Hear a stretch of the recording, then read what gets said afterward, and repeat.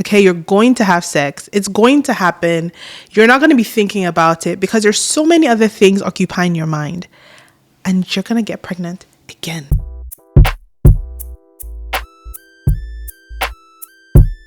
Hey guys, how are you doing? Welcome back to my channel. Today we're gonna get into 5 postpartum myths that I think we hear floating around, kind of like old wise tales, things that people believe, but I'm here to give you the tea so you don't end up in a predicament.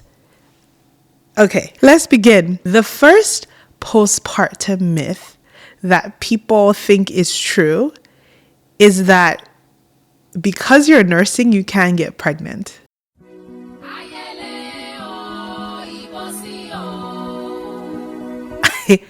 I want to assure you that you can and you will.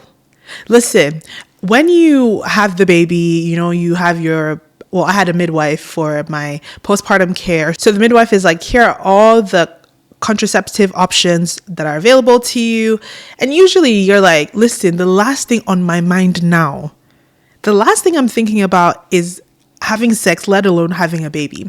But there's a reason why they tell you this, because listen, saints, brethren, you're going to knack. Okay, you're going to have sex. It's going to happen.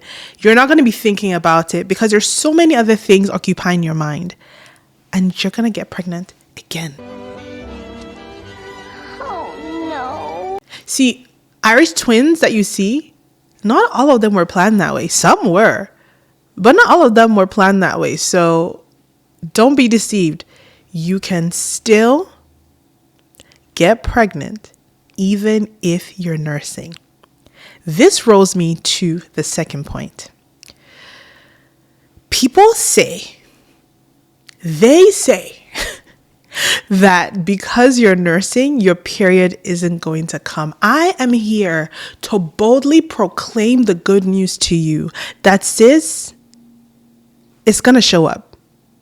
And I'm speaking from experience. Now, for some people, this actually is true. So don't let me be pessimistic. For people, this is true. But for some other women, listen, my period came, I think it was month 3. And I was nursing and my period came and I wanted to just cry bullets. Cause I'm just like, this is too much body fluid. This is too much for one person. There's your breastfeeding, there's the baby spit ups, there's the baby fluids, and then now this. So please don't be deceived. You might be one of the lucky ones who this does not apply to, but I want to inform you at this time that you actually, the period will come. Doesn't matter if you're nursing. That girl, on flow, she's gonna show. The third thing, and I think I've mentioned this previously, is that breastfeeding is intuitive. And it's not. I hate to be the one to say this, but breastfeeding is not as intuitive as the movies has made us think, everyday life has made us think. If you talk to any mom who's nursed, even if it's for 1 day or 1 second, they'll tell you that the process of getting the baby to latch is a whole other conversation. It's a whole other conversation if your baby has tongue ties, because those are real things. And I think it's only more so in recent years that it's been no. This could actually be the reason why your baby isn't latching. So there's so many elements. Breastfeeding is not as intuitive as you think.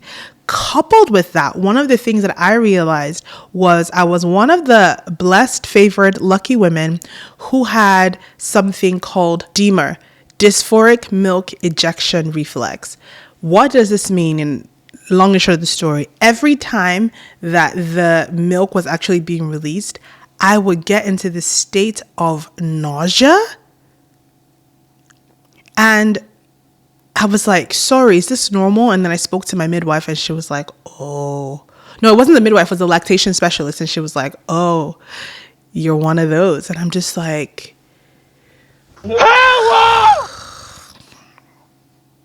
so just so you know, there are many things that come with breastfeeding. It's not as intuitive as you might think. The fourth thing is, they say you need about 6 weeks if you had a vaginal delivery and 8 weeks if you have a C-section to recover and resume, most of your activities, especially the sexual ones. No. We are here again. We are here again. Father, we are. Guys. I too believe that in 8 weeks, I told my husband, I was like, listen, because, obviously the chores around the house had to be redistributed. My mom was here. He was helping as a fully involved dad and husband. And so I was like, yeah, by probably 8 weeks out, we can then, reorganize how we're doing things. Guys, 8 weeks became 3 months. That became 6 months. And I'm just like, I guess I grossly underestimated how much your hormones are out of whack, that you don't feel like yourself. I mean, I was still able to do things around the house. Please don't get me wrong. It was just like, I did not feel like myself. I did. And honestly, the moment that I actually felt like myself was 18 months postpartum. I don't know. Are you shocked? Because I was like, sorry, what? By 18 months, I don't know what it was. I feel like my hormones had balanced out and leveled out. We had a good routine going. And I'm just like, okay, I'm starting to feel like myself again. I'm even starting to want to wear makeup. I'm even starting to want to be kept. What's English? 18 months. 18 months. So listen, I say this to tell you, give yourself all the grace that you possibly can muster, because you're going to need it. It's okay if you don't bounce back or snap back immediately. It's okay if you don't feel like going to the gym right now. It's okay if it feels like you're looking disheveled, more disheveled than you would like. Give yourself grace. This thing takes time. Your hormones, they are doing a number on your body. Listen, for 10 months, you incubated this human being who is now out in the world. Why do you think you're going to snap back and go back to normal? Also, what's that? But in 6 to 8 weeks, this is not real. This is a myth. Take your time to heal, enjoy, learn, cry, grow, and be stretched in this postpartum period. Okay? The next one is this. And everyone gives this advice. And I think from a logical standpoint, it makes sense. But it's this: sleep when the baby sleeps. I think this might be easier.